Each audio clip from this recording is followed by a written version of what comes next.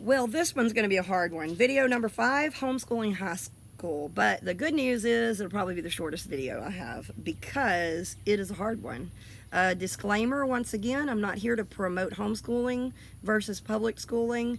I want you to have made your choice before you come watching my videos, and I wish you luck with whatever choice you have. If you're here wanting to know about homeschooling high school, everybody wants to know, how is my kid going to go into college?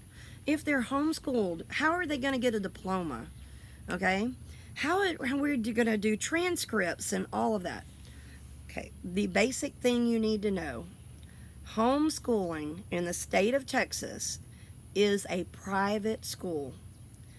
We are governed the same as a private school, which really means that we're free. So how are we governed? Freedom! Okay, that doesn't mean you need to take advantage of that. I'm going to go back to that whole integrity speech. Not going to give the integrity speech. If you have a high level of integrity, you're going to want this to go well. You're going to want your kid to have the best that you can give them. You're going to want their transcript to reflect the actuality of what they did, not some made-up thing that they did not accomplish. Okay? So, how do I keep grades? I'm going to ask a couple of questions and I'm going to hit back on, but I'm going to go back to how do I keep grades? That's a matter of choice. And there's just no easy way to answer that. You can be the homeschool mom teacher that sits down and calculates a grade, a percentage grade for every single thing they do. You can be the homeschool mom teacher that says, that gets an A, that gets a B, that gets a C. And that's as far as I'm going with that grading thing. You can be the homeschool mom that just at the end of the year goes, you know what? Knowing everything my kid did and how they did, I'm assigning them a B for English. I'm assigning them a C for PE because they didn't do what I told them they had to do.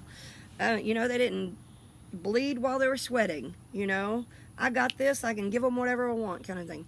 You can really choose, and I don't take that lightly, but the reality is, at the very end of their 4 years of high school, what will judge whether or not they go on to college is going to be their SAT, ACT, and whatever the Texas test is. I can't ever remember the name of it because I don't use it. I've used SAT personally just for my own personal reasons and what is tested and how widely accepted that one is. There are some people that can give you more information on that. I've only graduated one high schooler. I'm in the midst of doing the other one. So your grading is going to be up to you. If you want more intense answers on that, you can ask on one of those group pages that I've recommended, homeschool group pages that you're going to get in contact with. If you don't know what I'm talking about, watch the socialization video. Those group pages can advise you more if you are a total stickler for having, you know, you want every paper to have a 98 or a 96 or an 82 or 53 on it, then you're going to want to watch that. I'm a little different in the way I grade, and I don't want to recommend my way or even go into all that because it's too lengthy. But your college eligibility is going to be graded by those SAT and ACT and the Texas test scores. Let me not get lost in this. How will my kids get a diploma? Or, first of all, let me say something about, well, no, let's go to how do we get a diploma, because people want to know that first before they really want to know how do we get to that point, because you want to know it up front. Diplomas are made by schools, right? So, you know, whatever ISD orders theirs from a company to be printed and mass produced, because that's what they need to do to print out diplomas for 100 kids. Some smaller schools probably print their own. Private schools can either order from a company or print their own. You're the same, homeschoolers. You're going to either order from a company or print your own. It's not worth any more whether you order it from a company or print your own. it still has your legally binding signatures on it, no matter which route you go. I printed my own for my child, but I have a background in print design and that sort of thing, and so I developed my own. I even, cropped down the insignia that I wanted and developed a motto on it and all these artsy things and pulled it all together. Sorry, my hands are in the video. And I developed my own and I printed it, and it looked just like one from a school because I know how to do that, because that's just a talent that I have that I can bring into my homeschool. If you don't have that, you're going to want to order it from someone or call a friend and say, hey, help me with that. Now that we've gotten past the diploma thing, that diploma, well, I'm going to go ahead and drive this home. That diploma is as good as any diploma, okay? Again, legally binding signatures and statements that are on that are what makes it a diploma, okay? It doesn't have to have a special seal on it, but you can have a special seal made, or you can purchase special seals. People do get hung up on that, so I want to address that. Counting electives, credits, and transcripts. Oh my. This one, I don't care how long you've been homeschooling, this one is a big one. A lot of people keep up with this as they go. They enter it in a computer. What happens with computers when they get about 4 years old or 6 years old or whatever? They oftentimes crash and you just lost all your data for your homeschooler. But the same can be said about notebooks and hurricanes and floods. You're going to simply need to try and choose what you think is best for keeping up with the information for what your kids have been involved in for their grades. I write it down in a notebook, and I have it in the second story of my house, and I hope that the tornado doesn't come through and rip the second story off my house. I'm being funny about that, but hey, we've got a hurricane that just came into Corpus Christi today, so you never know. But you're going to keep track of those things, or you're going to go back and you're going to have to dig it out. I keep my kids' schooling as they go through it. You're not required to keep everything, but I keep my kids' schooling because then I can go pull it out. Like, what did they do their freshman year? Heck, I don't know. That was 3 years ago. Now I'm making a transcript. So I can go down to my file in my garage and I can pull those out and kind of jog my memory. Oh, they took biology, she took chemistry too, and whatever grade level, and then I can use that information to build my transcript. I keep it written down in a notebook, like just a little, like this kind of thing, or a little cheap notebook that I've had since I started homeschooling 12 years ago. I make all sorts of notes every year, and I keep up with that. You're going to want to keep up with clubs they've been in, service projects they've done. You don't necessarily need all that for your transcript, but some colleges will want to know that information. So just go ahead and be keeping up with a list. If they,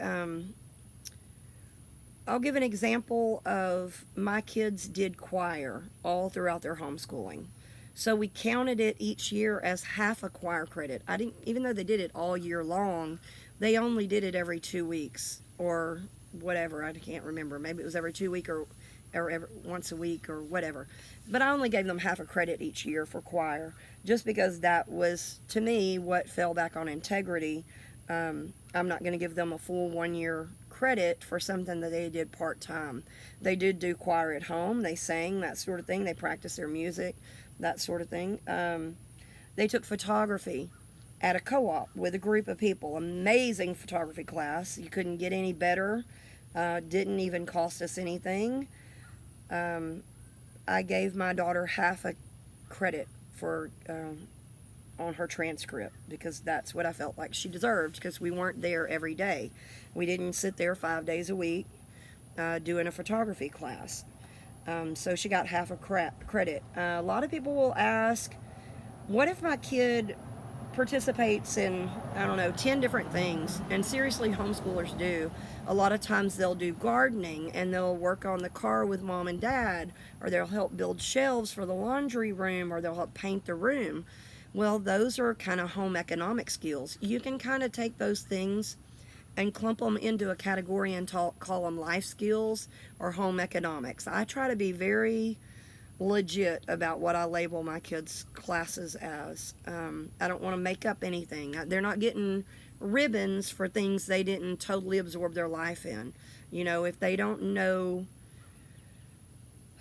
something in depth, I'm not going to make them an academic scholar in that. You know, I expect them to know all avenues of it if I'm going to give them credit for it.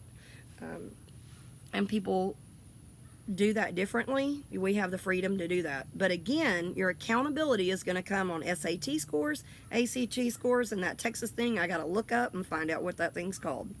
So just use integrity, you know. Keep up with it in a notebook, or keep up with it on the computer, or if you can put it maybe in a Google spreadsheet, that's a great idea, because it's out there on the, you know, wherever, the World Wide Web somewhere, and you can access it that way. That's a great option, so you're not caught having to come up with it again. How do they get into college? A little more on that. It's going to be based on their scores. Some of it, if you're going higher level colleges, they may have some other requirements, maybe some papers you have to write, that sort of thing. But it's normal of what any student would have to get used to get in. If you're going to be going to college and you need scholarships, I think I've been told that their junior year is when you want to have them taking these SAT scores, so that their scholarships are based on that.